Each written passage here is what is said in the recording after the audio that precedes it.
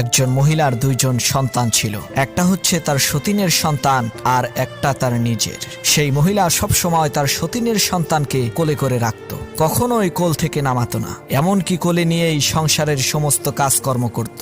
যখন পাড়ায় বেড়াতে যেত নিজের ছেলেকে হাত ধরে হাঁটিয়ে নিয়ে যেত এবং সতীনের সন্তানকে কোলে করে নিয়ে যেত। সতীনের সন্তানের প্রতি ভালোবাসার এই বিরল দৃষ্টান্ত দেখে এলাকার সমস্ত লোকেরা সেই মহিলার প্রশংসায় একেবারে পঞ্চমুখ হয়ে উঠল। সবার মুখে একই কথা, এই মহিলার মতো ভালো মহিলা আর নাই। একদিন পাড়ার এক মেয়ে লোক এসে বলল, বুবুজান, নিজের ছেলেকে এরকম অবহেলা করে সতীনের ছেলেকে এত আদর করা ঠিক হবে না, এতে আপনার নিজেরই ক্ষতি। তখন সেই মহিলাটি বলে উঠল, শোনেন বুবু, আমার ছেলেকে আমি অবহেলা করি না, এটা লোকদের বোঝার ভুল। তাকে আমি হাঁটিয়ে নিয়ে বেড়াই যাতে তার পা শক্ত হয়, আর সতীনের ছেলেকে সবসময় কোলে করে রাখি যাতে সে কোনোদিন হাঁটতে না শিখে। কোলে থাকতে থাকতে সে যাতে অচল আর পঙ্গু হয়ে